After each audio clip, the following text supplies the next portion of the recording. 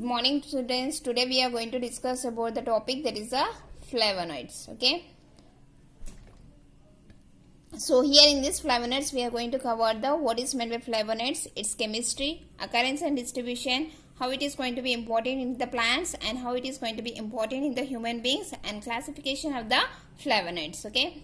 So as we had earlier discussed that about the primary metabolites, that is primary metabolites and secondary metabolites. Okay, so primary metabolites, if you take one of the few examples for that is carbohydrates, proteins and lipids. Okay, secondary metabolites, if you take few examples, is alkaloids, glycosides, tannins, resins, etc. Okay, like alkaloids and glycosides, flavonoids are also going to be considered as a secondary metabolites. Okay, and these flavonoids, these are going to be occur in large group of naturally occurring plant polyphenolic compounds. Okay, so these are going to be occur in larger amount, and it is going to be occur in plant as a polyphenolic compounds. Okay, so nothing but here in this structure it consisting of the number of phenolic compounds. Okay, and next is it is a non-nitrogenous universal plant pigment. Okay, so here if you see, this is structure of the flavonoid. Okay, so which doesn't possess any nitrogen atom in its structure. Okay, so nothing but it is a non-nitrogenous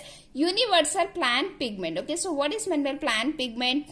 So plant pigment is nothing but it gives color to the plants. Okay, so it is responsible for the plant pigmentation. Nothing but it gives color to the different parts of the plant. Okay, if you see a few examples for the colors which is going to be provided to the different parts of the plant, that is a flower, fruits and sometimes leaves also. Nothing but in vegetables also it is going to be responsible for the coloration. Okay, and it will provide nothing but this is going to give red color, yellow color or blue pigmentation to the different parts of the plant. Okay, so red color, if you see a few examples, that is red color which is going to be bare to the berries, and the yellow color which is going to be commonly seen in the citrus fruits, and blue pigmentation it is going to be commonly seen in the anthocyanin substance. Okay, nothing but it is going to be seen in some leaves and some types of flowers. It will give blue color to the part of the plant. Okay, so this is because of the presence of this flavonoid in the plant. Okay, so this pigmentation, nothing but this color to the different parts of the plant, nothing but to the flowers also, to the fruits also and to the leaves also, not only due to the presence of this flavonoid but also due to the presence of the carotenoid which is going to be present in the plant part. Okay, so this pigmentation is because of the presence of the flavonoid as well as due to the presence of the carotenoids. Okay, and the next topic which is going to be covered here is chemistry, nothing but chemical structure of the flavonoid. Okay, so if you see chemically it is a 15 carbon skeleton, nothing but it is the structure of the flavonoid which consisting of the 15 carbon atoms. Okay, and it is a 2-phenyl benzopyrene derivative. Okay, so most of the flavonoids it is going to be derived from these derivatives, nothing but 2-phenyl benzopyrene derivatives. Okay, and it is a 2-phenyl chromone skeleton which is going to be regarded as C6C3C6 system. Okay, so here this is the basic structure of the flavonoid which consisting of the 2-phenyl benzopyrene skeleton, nothing but it consisting of the 2 phenyl groups, and it consisting of the 2 phenyl, nothing but in the second portion it consisting of the phenyl group and benzopyrene ring, nothing but it is a benzene and it is a pyrene ring. Okay, so it is a chromone structure, nothing but it is a basic structure for the flavonoids. It is a basic structure for the flavonoids. Okay, so if you see the chemical formula for this, it is a C6C3C6. Okay, nothing but C6 it consisting of the 2 phenyl rings, nothing but 2 aromatic rings, so which is going to be attached to the C3, nothing but carbon 3 heterocyclic ring. Okay, nothing but it consisting of this 2 phenyl or 2 aromatic rings are going to be attached with this 3 carbon bridges. Okay, so here in this, due to the oxidation, okay, in most of the flavonoids oxidation is going to be occur in the third portion of this middle ring, nothing but in the C ring C3 position most of the oxidation is going to be taken place. Okay, so this because of this oxidation it is going to be kept under the different classes, under the different classification of the flavonoids. Okay, each and every flavonoid it has a different properties also. Okay, and next is it is going to be occur in free state, in plant or else glycoside. Okay, so either it is going to be occur in the free state or else in the combination with the glycoside also it is going to be occur. If it is going to be occur in combination with the glycoside, it is going to be linked with the oxygen and carbon molecules. Okay, oxygen and carbon molecules. Okay, few examples if I take for the flavonoid, that is a rutin, it is a flavonoidal glycoside. On hydrolysis of this rutin, it gives quercetin, that is an aglycone portion.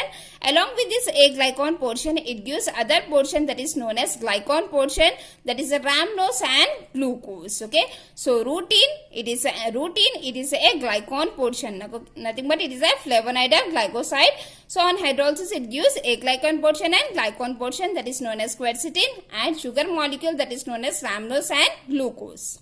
So next one is hesperidin. Okay, so another example if I take, that is known as hesperidin. It is also a flavonoidal glycoside.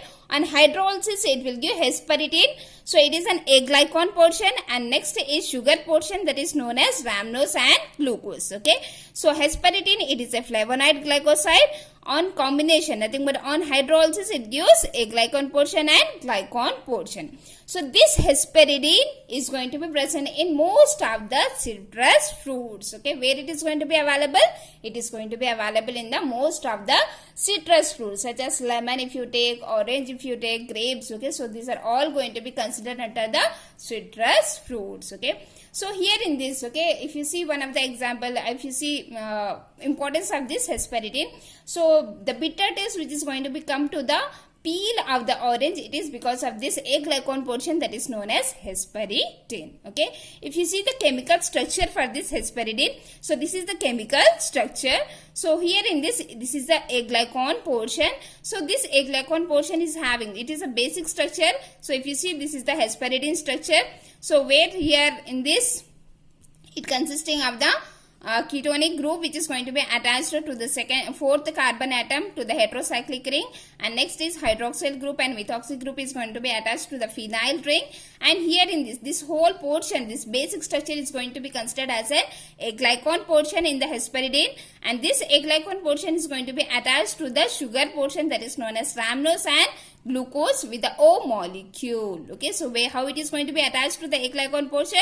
With the O molecule. Okay, so this is the hesperidin structure. Okay, most of the flavonoids are going to be obtained. These are the derivatives of 2-phenyl benzopyrone ring. Okay, so what is meant by 2-phenyl benzopyrone ring? It consisting of the phenyl ring in the second portion, and next is benzopyrone ring. Okay, so this is the benzene ring which is going to be attached to the pyrone. So here in this pyrone is nothing but here in the fourth portion, so it is going to be attached with the ketonic group. Okay, so that's why it is going to be considered as a 2-phenyl benzopyrone ring. Okay, most of the flavonoids, these are the derivatives of 2-phenyl benzopyrone ring. So here in this, what is the importance of this flavonoid in the plant? Okay, so it is going to be responsible for the plant growth regulation. Okay, so in plants it is going to be act as a plant growth regulation, and also for the nitrogen fixation. Symbiotically it is going to be used as a nitrogen fixation, and it is going to be in higher plants, it is going to be used for the it is going to be useful for the physiological development of the plant. Okay, whereas in human beings it plays an important role. Okay, so it is going to be play an important role. So it is going to be act as an antioxidant agent. Okay, how it is going to be act? It is going to be act as an antioxidant agent. Okay, so what is meant by antioxidant agent? How it is going to be beneficial for the human beings? Okay, so here in this human beings, during the metabolic process, various free radicals are going to be generated. Okay, so these free radicals, okay, such as singlet oxygen will be there. Okay, singlet carbon, singlet molecules, these are all going to be, it gives harmful to the human beings. Okay, so whenever the metabolic process is going to be occur in the human beings, this free radicals are going to be generated. Okay, which is going to cause harm into the human beings. Okay, human parts of the which is going to cause harmful effect to the human being. Okay, so this antioxidant flavonoid, which possesses the antioxidant property, this will neutralize and scavenge these free radicals and prevent from the damage to the different parts of the plant. Okay, so like that it is going to be used as an antioxidant property. Okay, antioxidant agent. And next use, if you see, it also prevent from the damage from the blood vessels, and previously in the olden days it is going to be considered as a remedy for the cardiovascular diseases and neurodegenerative diseases. Okay, next we will see about the next topic here in this is classification of flavonoids. Okay, classification on the basis of the structure features of C ring. Okay, so here in this is a C ring. Based on this structural features, it has been categorized. Okay, so it is going to be categorized, the first one as a flavones. Okay, so this is the basic structure for the flavones. Okay, nothing but 2-phenyl, nothing but in the second portion it consisting of the phenyl group, benzopyrone ring. Okay, so nothing but pyrone, Pyrone, pyrone ring. Okay, so here in this fourth carbon atom it consisting of a ketone group. Okay, few examples if we take for the flavones, that is the epigenin, diosmetin, luteolin. Okay, so these are the main examples for the flavones. Okay, so epigenin, it is going to be commonly occur in the parsley, and diosmetin, it is going to be occur in the buju. Okay, and different examples for the flavones, if you take few examples, are celery, ginkgo biloba, tomato, citrus fruits. Okay, so these are all going to become under the flavones. Okay, and this is the structure for the epigenin. Okay, so this is the structure for the epigenin. So here in this, hydroxyl group is going to be attached to the 2 phenyl rings. 2 aromatic rings are going to be attached with the 2 hydroxyl groups. Okay, so this is the structure for the epigenin. Okay, next is flavonols. Okay, so for each and every flavonoid, so the common is the basic structure. Okay, so flavonols. Okay, so here in this flavonols, it is found in woody angiosperms. Okay, so here in the third portion, nothing but in the heterocyclic ring, in the third portion, it consisting of the hydroxyl group. Okay, so this is the basic structure for the flavonoids. Okay, ketonic group is as usual, and bond is going to be present as usual as the basic structure. Then addition one is it consisting of the hydroxyl group in the third portion of the C ring, nothing but heterocyclic ring. For that, if you take few examples, are quercetin, camphorol and myricetin. Okay, quercetin, which is going to be present in the oak, and camphorol, which is going to be present in the pine and aloe, and myricetin, it is going to be present in the rose. Okay, and this is the structure for the quercetin, which consisting of the 2 hydroxyl group, which is going to be attached to the 2 phenyl rings. Okay, so here in this phenyl ring is also consisting of the 2 hydroxyl groups, and this benzene ring is also consisting of the 2 hydroxyl group. Okay, and here in this it consisting of the hydroxyl group, which is going to be present into the heterocyclic ring in the third portion. And the next is, and few examples for this, if you take apple, berries and tomatoes. Okay, so flavonols are going to be present in the apples, berries and tomatoes. Next is flavonones. Okay, so here in this flavonones. Okay, so the bond which is present, okay, nothing but this is the basic structure for the flavonones. So here in this, the bond which is going to be present here is, it is going to be absent in the flavonones. Okay, for that example is hesperidin, narginin and citrus fruits. If you take few examples, are grape, orange, lemon, etc. Okay, so these are all going to become under the flavones. Okay, and next is fourth one, that is known as flavanol. Okay, so flavanol. Okay, so if you see common formula for that is flavan-3-ol. Okay, so this is the basic structure for the flavanol. Okay, so here in this there is no ketonic group and there is no bond. Here in this second and third portion, only the thing is in the third portion it consisting of the hydroxyl group. Okay, so one of the example and one of the chemical structure for this flavanol, that is a catechin. So you see here it is the structure of the catechin. Okay, so here it consisting of the only hydroxyl group, there is no ketonic group, and 2 hydroxyl groups are going to be present in the second phenyl group, and next is in the benzene ring is also it consisting of the 2 hydroxyl groups. Okay, for that if you take few examples for the flavanol, that is a catechin, epicatechin and epigallocatechin. And few examples which is going to be seen in the plants are such as tea, chocolate, berries, apple, banana, peaches and pears. Okay, so here in this all plants, in this all substances, this flavonol is going to be present. Okay, it is also seen in the citrus fruits also. And the next classification for the flavonoid, that is known as isoflavones.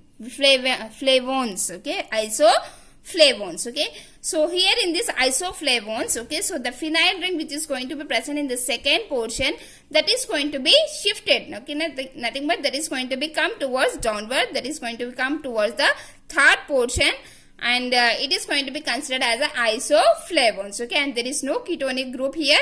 The bond is going to be present in between the second and third carbon atom. Okay, this phenyl ring is going to be come towards the third portion of this heterocyclic ring, and it is going to be considered as a isoflavones. Okay, for that, if you take few examples are diazine, genistein and glycitin. Okay, and it is going to be commonly occur in soybean, soya food and legumes. Okay, and the last classification for the flavonoid, that is known as anthocyanidins. Okay, so anthocyanidins, it is a main source of blue, purple or red color of the flower fruit in most plants. Okay, so for example, blueberries and blackberries, which is commonly a blue or purple color, this is because of the presence of this flavonoid substance, that is known as anthocyanidins. Okay, so in some leaves also it shows blue and purple color to the leaf. Okay, either on the upper side or else towards the lower side. Okay, so because of the presence of this anthocyanidins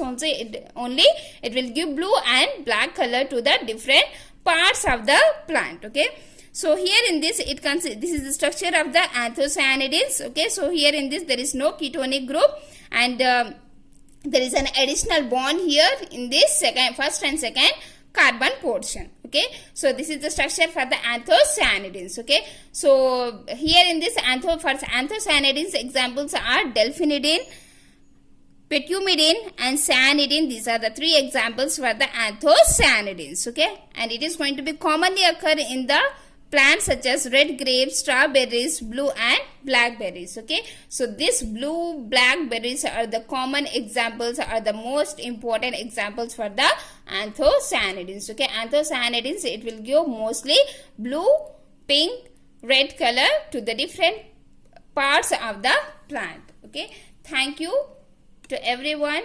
So if you are having any doubts, you can ask me frequently.